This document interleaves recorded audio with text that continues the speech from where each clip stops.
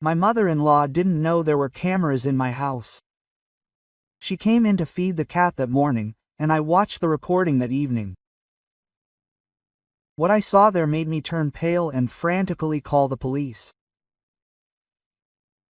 Before we begin, please like and subscribe to the channel. Thank you very much, and enjoy. Elena never suspected that success could become a curse. When the construction company called her on Thursday morning and informed her that the elite residential complex, Northern Expanses, had officially been commissioned, she felt nothing but pride. 3 years of work, endless approvals from capricious clients, nights spent poring over the drawings. It all finally paid off. The fee arrived in the account on Monday. 700,000 rubles, net. Elena stared at the numbers in her banking app for a long time, disbelieving her eyes. In her 32 years of life, she had never held such money in her hands. Even when she opened her own design firm 5 years ago, her starting capital was only 200,000 rubles. Withdrawing money from her account immediately seemed unwise. Elena decided to wait a week and consider her investment options. But on Tuesday, the bank sent a notification about a technical security glitch. The standard recommendation was to temporarily avoid large transactions. Elena began to doubt it. There had recently been a news report about hackers breaking into the database of a major bank. Clients lost millions. Of course, the government guaranteed a refund, but only up to 200,000 ruble. What if the outage lasted for a month? On Wednesday, she made her decision, withdrew the entire amount in cash, and brought it home. Dennis was at work, and no one was home. Elena hid the packs of kukio in a special hiding place behind the built-in closet in the bedroom. She also kept especially important documents and small valuables there. Only she knew about the hiding place. Valentina Petrovna showed up the next day, arriving on Thursday evening with a bag of groceries and a worried expression. Dennis said, "Your cat is sick. Poor Murzik probably caught a cold. I brought him medicine and food." Alyona was confused. They didn't have a Murzik. A cat named Baron had lived in the apartment for 4 years and was in perfect health. But she didn't want to argue with her mother-in-law. Valentina Petrovna always found a way to turn any discussion into a lecture on the ingratitude of modern youth. "Thank you. That's very thoughtful of you." "Oh, what are you saying? Murzik is practically my grandson. I'll come every day to check on him." After her mother-in-law left, Alyona asked her husband where the sick cat named Music came from. Dennis shrugged and said he hadn't said anything like that to his mother. Perhaps she had gotten something mixed up. Valentina Petrovna did indeed come every day. Every morning, when Dennis was at work and Alyona was at the office, she rang the doorbell, missing her keys. Several times, Alyona returned home early to find her mother-in-law holding a bag of cat food. Oddities began to occur during the second week of these visits. Alyona began noticing small changes in the arrangement of things. The book on the coffee table was not where she had left it. The pen in the hallway had moved from the glass to the dresser drawer. The tea box in the kitchen was on the shelf to the right, not the left. Each small detail, taken individually, meant nothing. They could have chalked it up to forgetfulness or chance. But together, they formed a disturbing picture. Someone was exploring their home, memorizing the placement of objects, searching for something. On Saturday morning, Alyona decided to experiment. Before leaving for the office, she discreetly taped a thin strip of tape to the door of the living room closet. If the door was opened, the tape would break. When she returned in the evening, she found tape on the floor. The closet had definitely been opened. Valentina Petrovna came on Sunday too. She had a new reason: to check if she'd forgotten her scarf the night before. The scarf, of course, was gone. But the herbal tea bag had vanished from the kitchen cabinet, and the heavy photo album on the living room shelf had shifted. Alyona was beginning to understand that her mother-in-law's visits had little to do with caring for the cat. But what was Valentina Petrovna looking for in their house, and why did she start coming precisely after Alyona received a large sum of money? On Monday, returning from the store, Alyona heard a familiar voice through the open first-floor window. Valentina Petrovna was talking on the phone in the entryway. "Lyuba, what are you saying? Only fools keep that kind of money at home these days. That's asking for an accident. What if there's a fire? What if there are thieves?" No, she needed to rush to the bank, or at least the safe. Alyona froze. What money was her mother-in-law talking about? And why was she so sure someone was keeping a large sum of money at home? "I'm telling you, I saw it myself." Imagine their naivety. Young people think it's safer at home. And I've advised her so many times, but she's stubborn and won't listen. Alyona's heart began to beat faster. So Valentina Petrovna definitely knew about the hidden money. But how? Alyona was absolutely certain she hadn't told anyone about the hiding place. She hadn't even told her husband anything, deciding to surprise him for his birthday. The conversation continued, but her mother-in-law moved further away, and the words became illegible. Alyona went up to the apartment and carefully examined the hiding place. Everything was in place, the money untouched, but the feeling of unease persisted.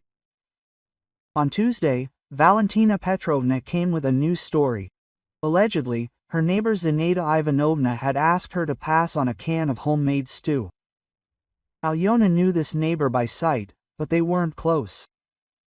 Calling and confirming was inconvenient. "My mother-in-law spent almost an hour in the apartment, fussing around in the kitchen, heating up stew and putting Haro in a bowl. The cat sniffed the treat indifferently and walked away.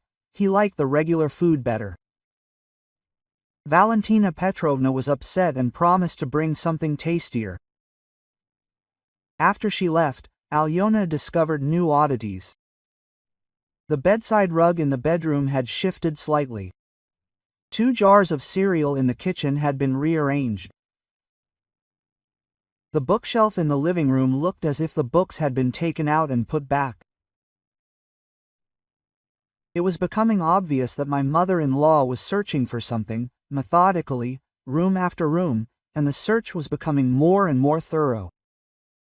On Wednesday, Alyona decided to follow Valentina Petrovna.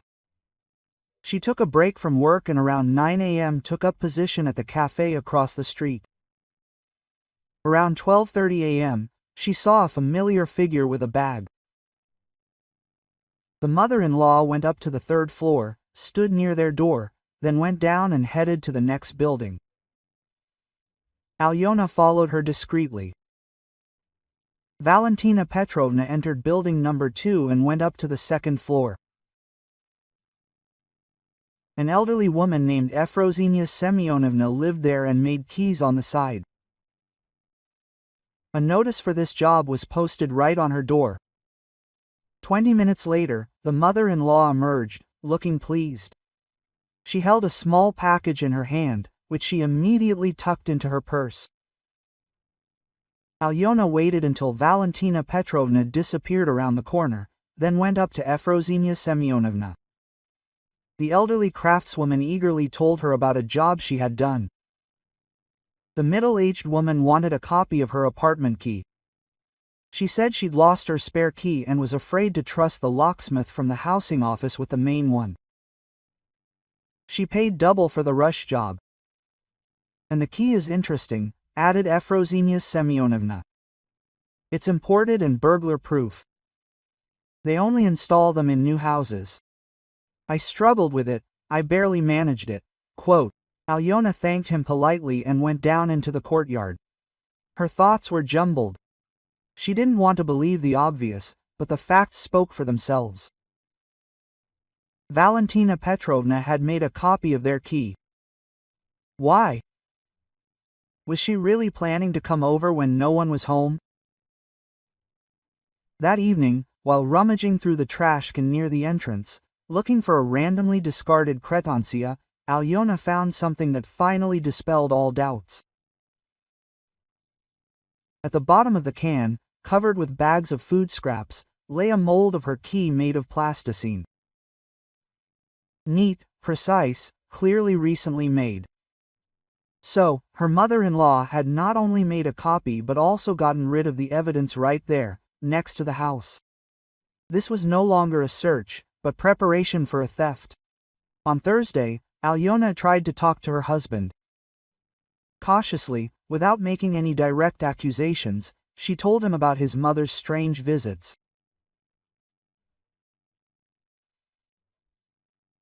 Maybe they should change the locks just for safety? Dennis was surprised. Why waste money? We already have good locks. And Mom comes to help, feeds the cat, keeps an eye on the apartment. Is that bad? But she's acting strange, rearranging things, opening closets. You're exaggerating. Mom cleans. That's all. She's used to order. Alyona realized that convincing Dennis wouldn't be easy. He sincerely loved his mother and trusted her unconditionally. In his mind, Valentina Petrovna remained a caring woman who sacrificed her personal life for her son. The next day, his mother-in-law didn't come, and neither did Saturday. Alyona almost believed it was over, that she really had exaggerated the scale of the problem. On Sunday morning, while going out to buy bread, she ran into her neighbor from the apartment across the street. Galina Mikhailovna was walking her small Yorkshire Terrier. Has your cat recovered? She asked. I saw my mother-in-law coming in every day to feed him. A cat? What cat? Of course, a ginger one. Baron, it seems, last week Valentina Petrovna told me that he was sick, and she would take care of him. Alyona was confused. Baron was black, not ginger. And he was only sick as a puppy, when they picked him up. And where had she seen him? But he lives with us now, Galina Mikhailovna laughed. We took Ruzhik into foster care 2 weeks ago. The owners went on a business trip. Valentina Petrovna said that you asked her to look after the cat until they picked him up. The second plot twist hit Alyona like a cold shower. So, there was no sick cat in their apartment. The ginger cat had been living with the neighbors for 2 weeks already, and Valentina Petrovna used him as an excuse for daily visits. But then why did she really come, and why did she stop coming now, when she made a copy of key?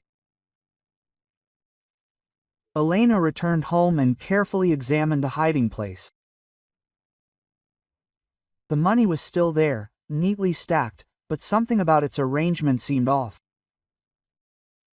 She always stacked the bills a certain way, 5,000 ruble notes on the bottom, 1,000 ruble notes on top. Now the order was broken. Had her mother-in-law already been to the hiding place? But how had she found it, and why hadn't she taken anything? The answer came on Tuesday, when Elena decided to improve her apartment's security. At the electronics store, a consultant told her about new video surveillance systems. Quote, "There had been a recent increase in thefts in the area. Many residents were installing cameras. We have a special offer," the salesperson said. A set of 4 cameras with recording to a cloud server. You can watch the feed from any device in real time. Elena bought the system that same day. Installation took only 2 hours. The cameras were almost invisible, about the size of a matchbox. One was placed in the hallway, a second in the living room, a third in the kitchen, and a fourth in the bedroom next to the hiding place. She told her husband that the cameras were a requirement of the insurance company. After an expensive renovation, such precautions were justified. Valentina Petrovna showed up on Wednesday, exactly a week after her last visit. She came with a new story about a sick neighbor who asked her to buy medicine.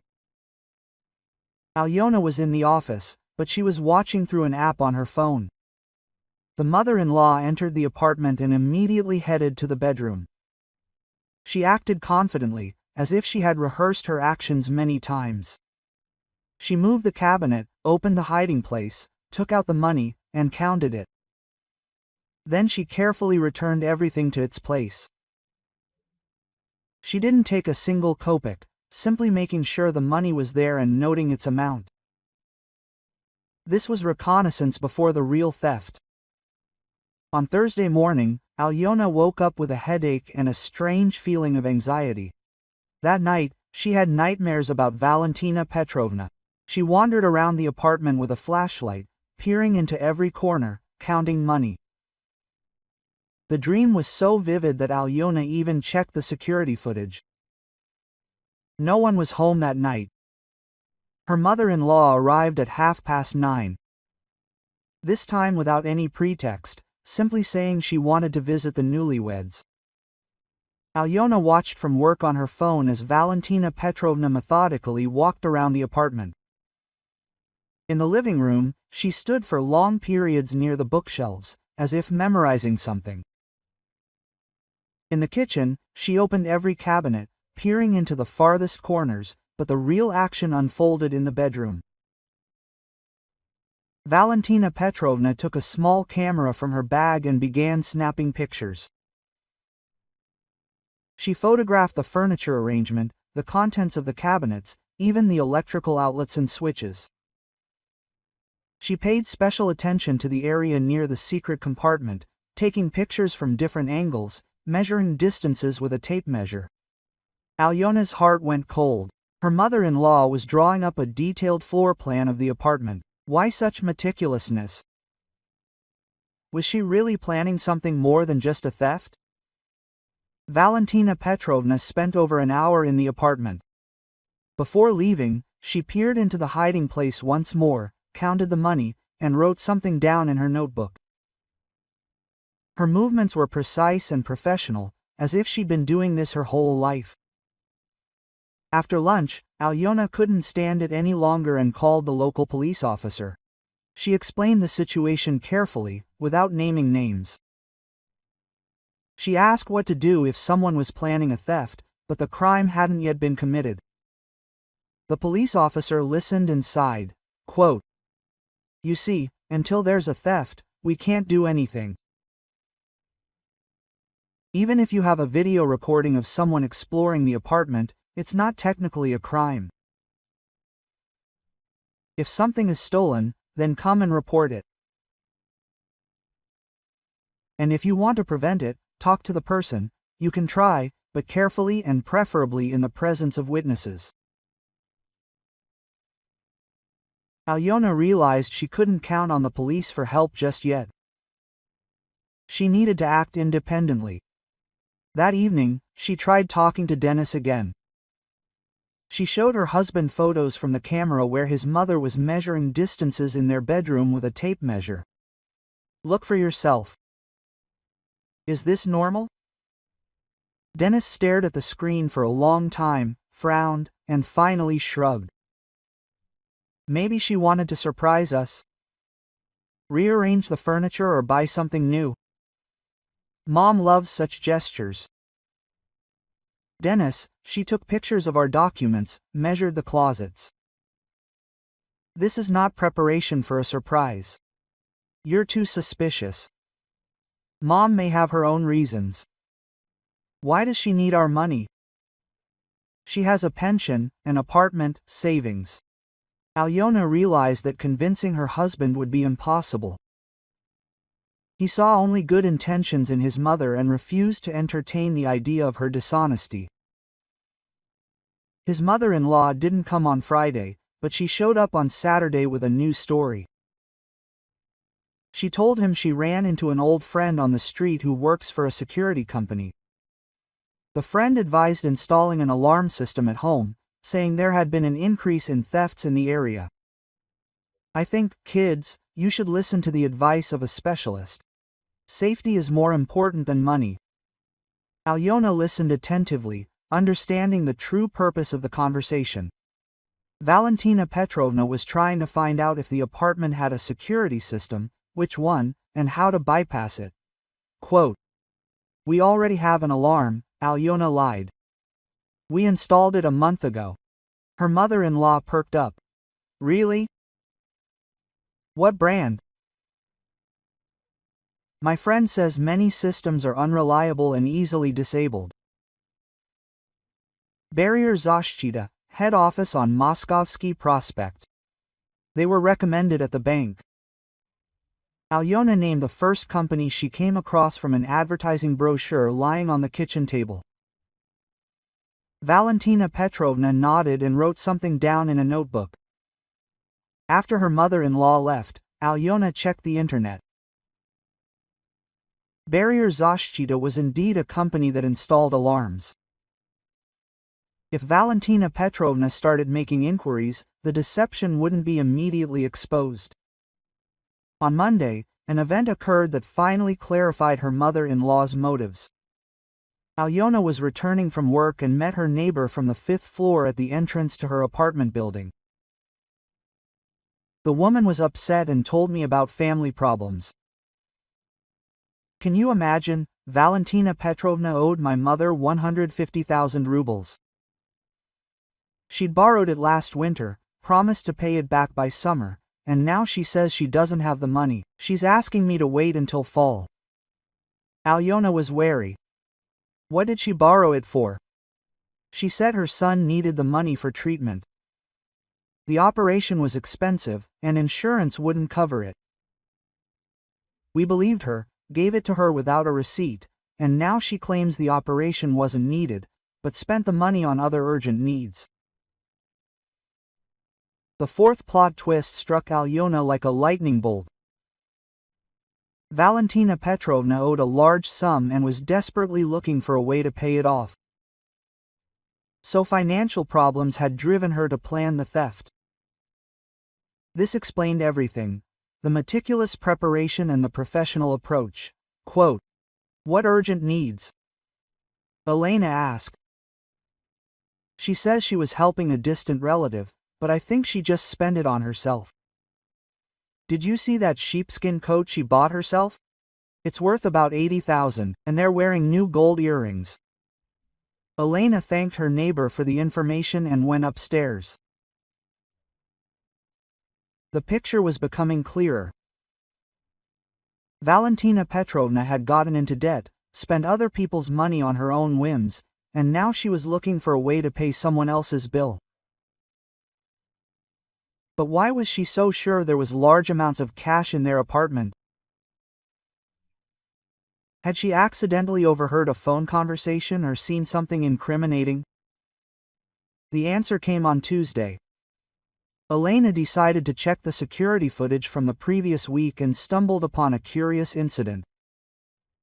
Valentina Petrovna was standing in the hallway, talking on the phone. The audio was unclear, but some of her words were understandable. "Lyuba, I know for sure she received a large fee. Yes, for that luxury complex. I heard her telling her husband about it. 700,000. Can you imagine?" So Valentina Petrovna overheard the couple's conversation. Elena did remember. Last week, she told Dennis about the fee she'd received. They were standing on the balcony, thinking no one was home, and her mother-in-law was in the bathroom and overheard everything. But that only explained half the mystery. How did Valentina Petrovna know the money was kept at home and not in the bank?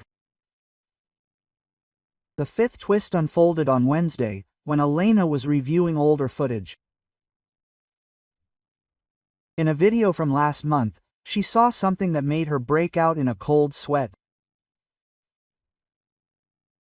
Valentina Petrovna was standing in their bedroom, cell phone in hand, photographing documents from the drawer, bank statements, insurance policies, even passports. Anything that could provide information about the family's financial situation. So, the spying had been going on much longer than she'd imagined. Her mother-in-law spent months studying their documents, memorizing their bank details, and compiling a complete picture of their income and expenses. One recording showed Valentina Petrovna photographing a bank statement about a temporary security glitch, the very same statement that had forced Elena to withdraw money from her account. Had her mother-in-law somehow provoked the glitch or simply taken advantage of a fortunate coincidence? Elena called the bank and asked for detailed information about the technical glitch. The operator took a long time to clarify something, then delivered some unexpected news. Quote, "Sorry, but there was no technical glitch on the specified date. You may have received a fraudulent notification. Such cases have become more frequent lately." Elena hung up, her hands shaking. So the statement was fake. Someone had deliberately forced her to withdraw the money from the bank and bring it home. Someone who knew about the fee she had received and was planning the theft. Valentina Petrovna wasn't just a desperate debtor, she was acting like a professional con artist. On Thursday, Elena hired a private detective, explained the situation, and asked him to check whether her mother-in-law had any ties to criminal gangs. The detective promised to provide information within a week. In the meantime, she had to play the role of an unsuspecting daughter-in-law. Elena continued to go to work and act normal, but inside, she was seething with rage and indignation. Valentina Petrovna showed up on Friday, bringing a bouquet of flowers and a box of chocolates, pretending to be a caring mother-in-law, asking how she was doing, inquiring about her health, and offering to help with the housework. Quote, "Alyanushka, you've looked so pale. Maybe you should take some vitamins or see a doctor." The mother-in-law's hypocrisy was astounding. The woman who had planned to rob their home was feigning maternal concern. Quote, "Thank you, I'm fine. I'm just busy with work. How about a vacation? Dennis said you wanted to go to the seaside. Do you have money for a vacation?" Elena was wary. Valentina Petrovna was trying to find out whether there was a large amount of cash left at home or if it had already been spent. They hadn't decided yet. Maybe next year. Her mother-in-law nodded with a knowing look, but a glimmer of satisfaction appeared in her eyes. The money was at home, the plan was still on. After Valentina Petrovna left, Elena checked the security footage.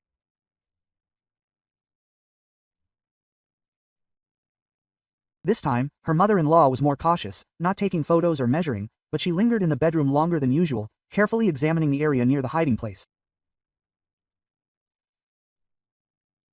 On Saturday, the detective sent a preliminary report. The information was shocking. Valentina Petrovna Kalinina was listed in the police database as a suspect in several thefts. 3 years ago, she was accused of stealing jewelry from an elderly neighbor, but the case was closed due to insufficient evidence. 2 years ago, she was suspected of real estate fraud, but the victim withdrew the report.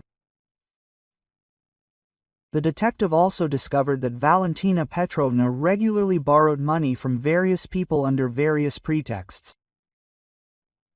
The total debt exceeded 400,000 rubles. Alyona realized she wasn't dealing with a desperate woman, but with a seasoned swindler.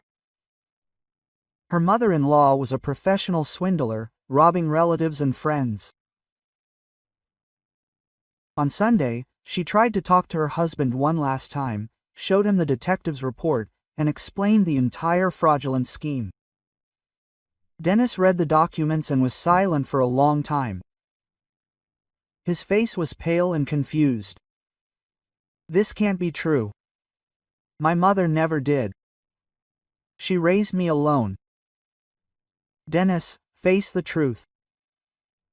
Your mother is a criminal. She plans to rob us." "But why? Why does she need our money?" Alyona told him about the debts, about the conversation with the neighbor, about the fake bank statement. Dennis listened, growing paler and paler.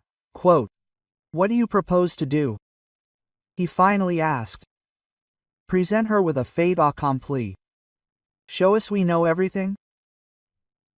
Maybe she'll come to her senses and abandon her plans."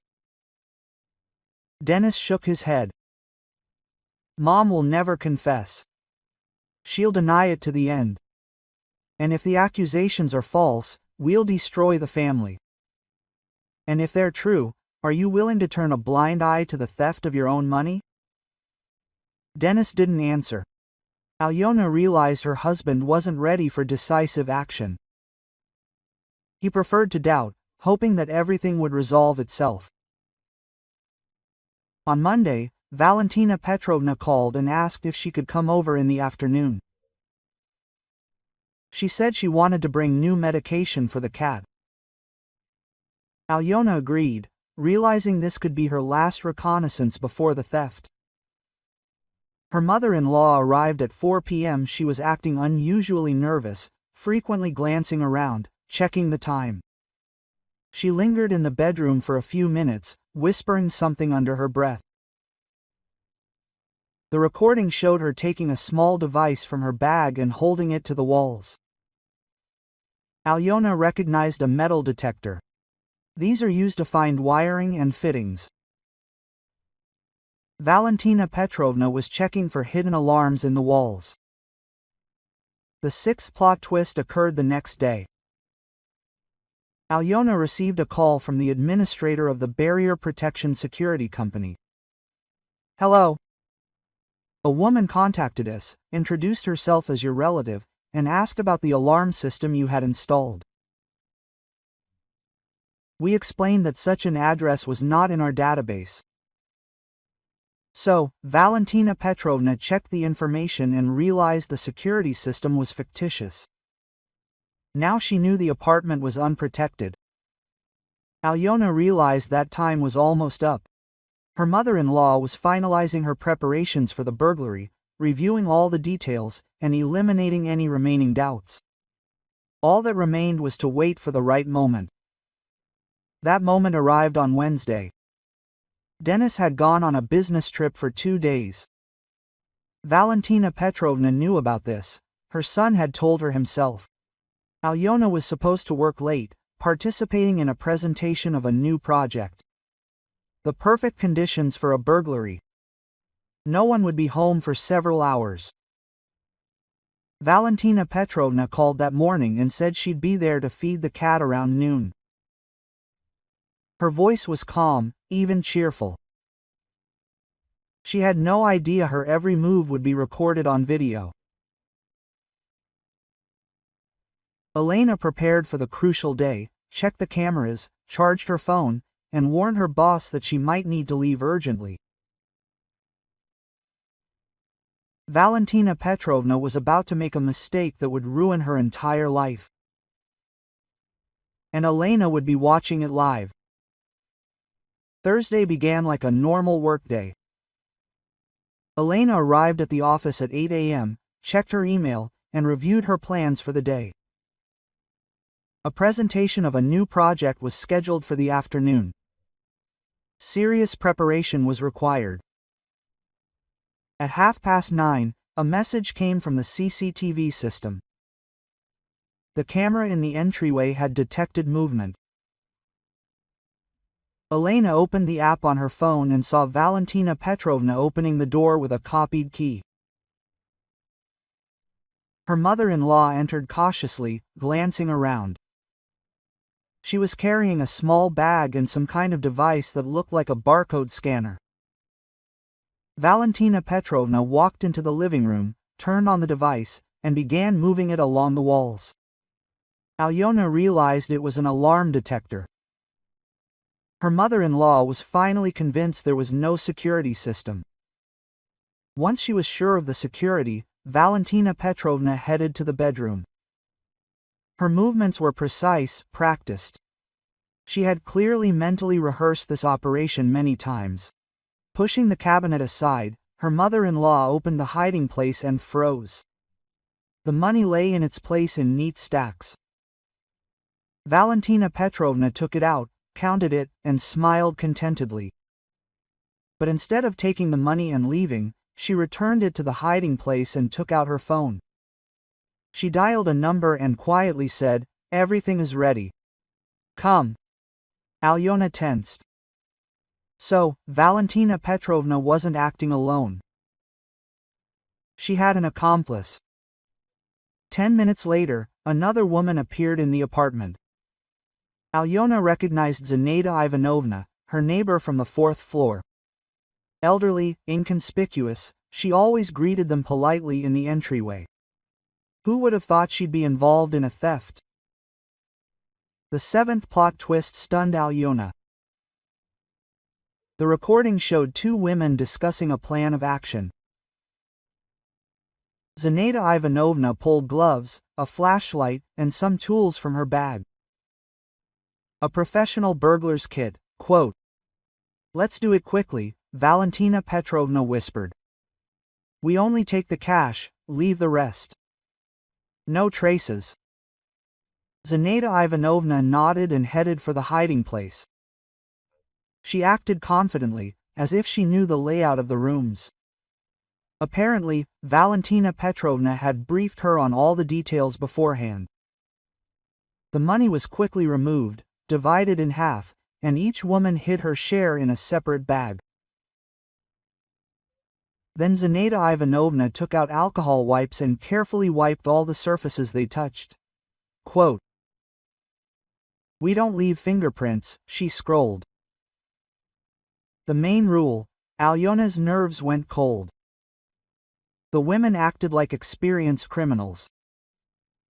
This wasn't the spontaneous theft of a desperate debtor, but a well-planned operation.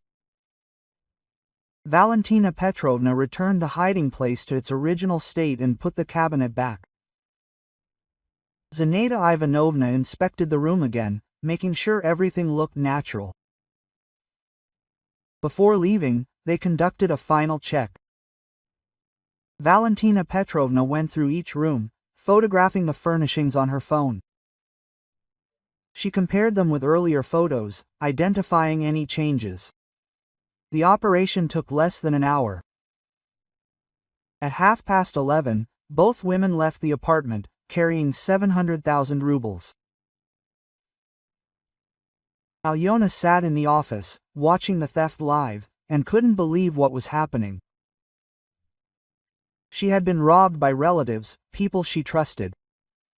Her mother-in-law hadn't known there was a camera in her house. In the morning, she came to feed the cat, and in the evening, Alyona watched the recording. What she saw there made her turn pale and frantically call the police. She dialed the emergency number with trembling fingers. Quote, "Police. I want to report a theft. I have a video recording of the crime." The duty officer listened to a brief summary of the situation and said that a squad would be dispatched within an hour. Alyona left the office, lying to her colleagues about urgent family circumstances. At home, she reviewed the recording again, recording every detail.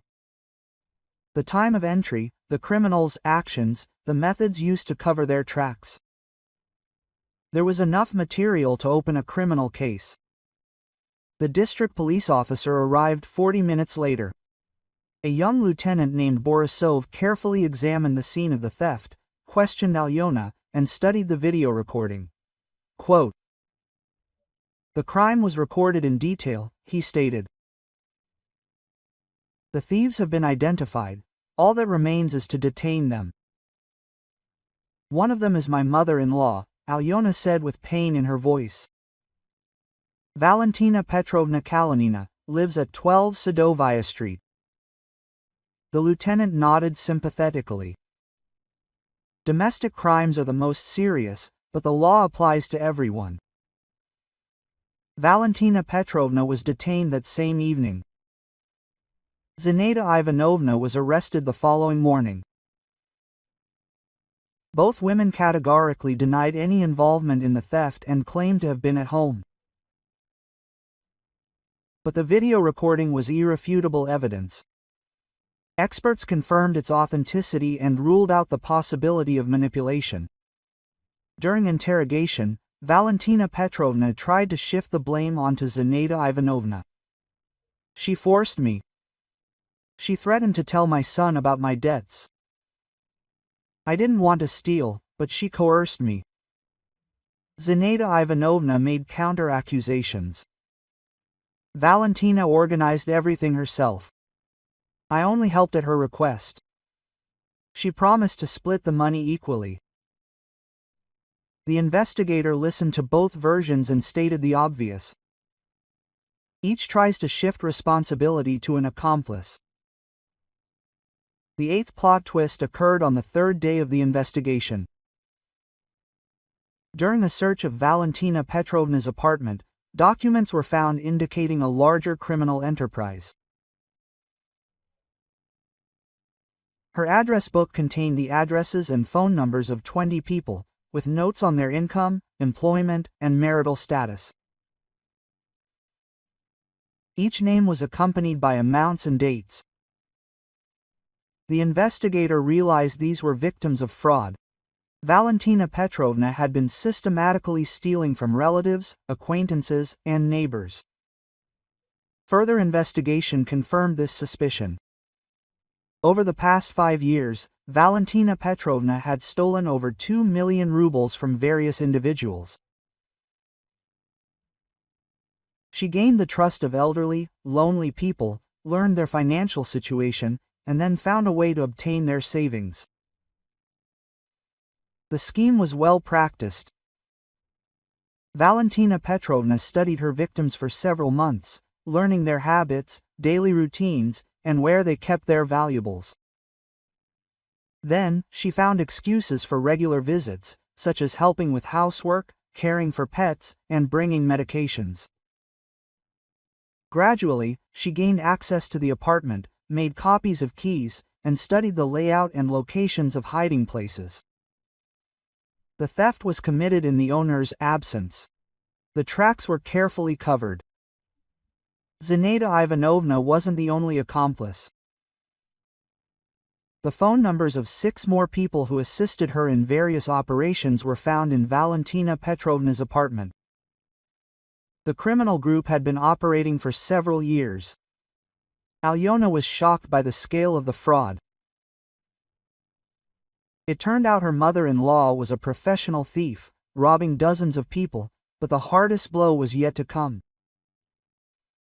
Dennis returned from a business trip on Saturday morning. Alyona met him at the airport and told him what had happened. Her husband listened in silence, growing paler with every word.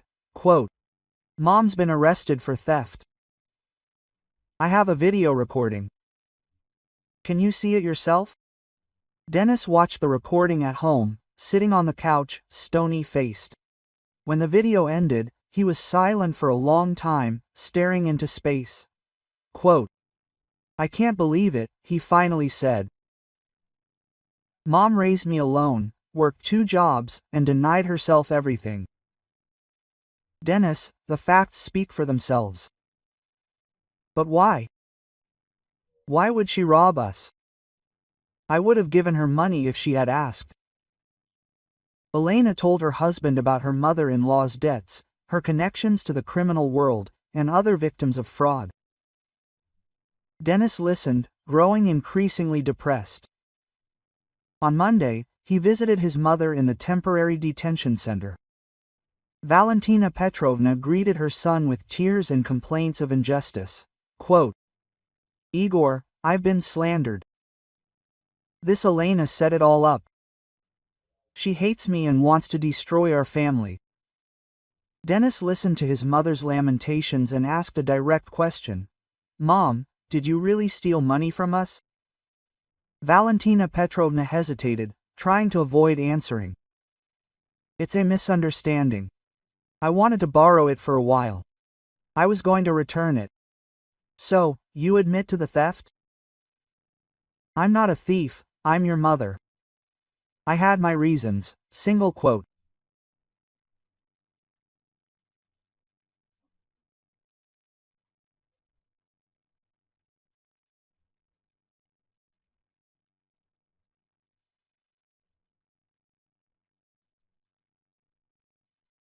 Dennis realized that his mother didn't repent, didn't consider herself guilty. She was still trying to manipulate, evoke pity, and shift responsibility onto others. The ninth plot twist happened that same evening. Dennis came home, gloomy and depressed. Alyona tried to support him, but her husband distanced himself. "I can't live with this shame anymore," he said. "My mother is a criminal, a thief. How can I look people in the eye now?" "Dennis, you're not to blame for her actions, but I am her son." Single quote. This is a stigma for life. Colleagues, friends, neighbors, everyone will know that Denis Kalinин's mother is in prison for theft. Elena realized her husband couldn't handle the psychological pressure. The revelation of his mother's true nature broke him. "What do you want to do?" "I'll file for divorce," Denis said firmly. "I can't take it anymore. Every day I'll think about what she did, what she could have done earlier, how many people suffered. We can get through this together." "No, I can't. Every time I look at you, I'll remember how your mother robbed you, how I protected her, how I didn't believe your suspicions." Quote. The divorce was finalized 2 months later. Denis didn't demand a division of property, leaving Elena the apartment and all her belongings. He said he wanted to start anew in another city. Valentina Petrovna's trial lasted 6 months. The woman denied her guilt to the end, claiming she was the victim of a conspiracy. Her lawyer attempted to prove her client's insanity, citing stress and age-related mental changes. However, the examination revealed that Valentina Petrovna was fully aware of her actions. The theft was planned and carried out while of sound mind. Video footage became key evidence. The recordings demonstrated that the accused acted deliberately, methodically, and with the use of specialized technical means. A fingerprint examination confirmed the presence of Valentina Petrovna's fingerprints on surfaces in the apartment. Despite attempts to erase the traces, several prints remained. During the investigation, the identities of other victims of the fraud were established. 12 people filed reports of theft. The total damage amounted to over 1.5 million rubles.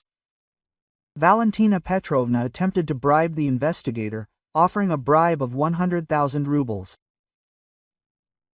This fact became an additional charge. The court sentenced her to 4 years in a general regime penal colony. Zinaida Ivanovna received a 2-year suspended sentence as an accomplice and first-time offender. Valentina Petrovna appealed, but a higher court upheld the verdict. In prison, she continued to maintain her innocence, writing complaints to various authorities, demanding a review of her case. The prison administration characterized her as a difficult person, a convicted felon who denied her guilt. Denis didn't visit his mother in prison, didn't respond to her letters, moved to another city, changed his last name, and found a new job. He told no one about his past life. Alyona remained alone in the apartment where the theft occurred. At first, every object reminded her of the incident. The hiding place in the bedroom evoked particularly painful memories. She sold the apartment a year after the trial and bought a new one in a different area. The design studio continued to operate. Clients were unaware of the family's problems. The stolen money was partially returned. Valentina Petrovna spent most of the money on debt repayment and personal needs. Only 200,000 rubles were recovered. Denis's relatives cut off contact with Alyona after Valentina Petrovna's arrest. They believed she had deliberately framed her mother-in-law, intending to destroy the family. Neighbors had mixed feelings. Some sympathized, understanding that Alyona was a victim of crime. Others looked askance, believing she had been too cruel to the elderly woman. Alyona didn't regret her decision to go to the police. Valentina Petrovna was a seasoned swindler who had ruined the lives of many. Justice demanded punishment, but the price of justice was high. A broken marriage, a lost family, loneliness. Alyona received emotional satisfaction, but lost her personal happiness. 2 years after the trial, she met a new man.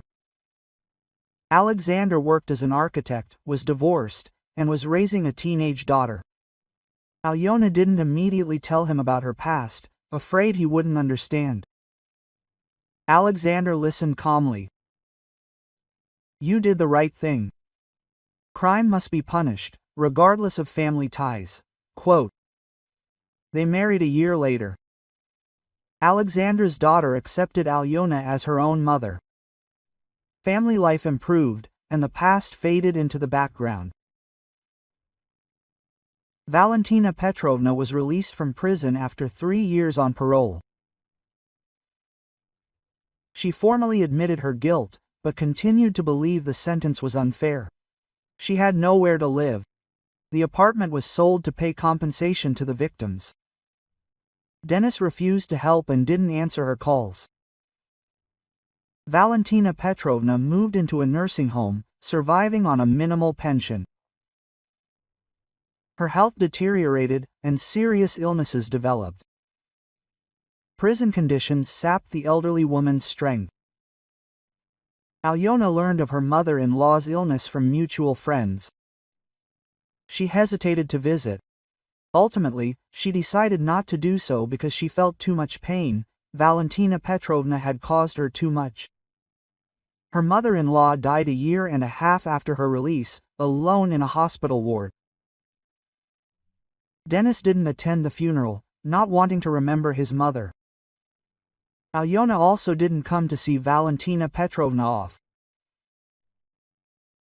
She believed their relationship had ended the day she saw her mother-in-law robbing her house on video.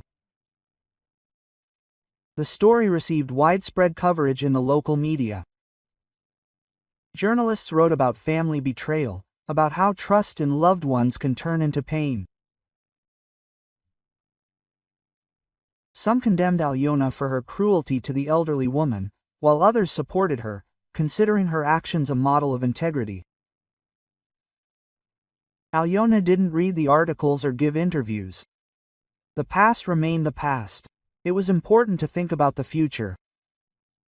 She didn't install CCTV cameras in her new apartment. Alexander turned out to be an honest, decent man. Trust was gradually restored. Sometimes, late at night, Alyona recalled that Thursday when she first saw Valentina Petrovna robbing their house on video. She recalled the horror, the pain, the feeling of betrayal. But she had no reason to regret her decision. Valentina Petrovna was a criminal. She had ruined many lives. She deserved the punishment she deserved. The price of justice was high: a lost marriage, a broken family, years of loneliness. But Alyona made the right choice. protecting herself and other potential victims. The story ended as it should have. The criminal was punished, the victim received compensation, justice prevailed. However, as always in real life, the victory was bittersweet.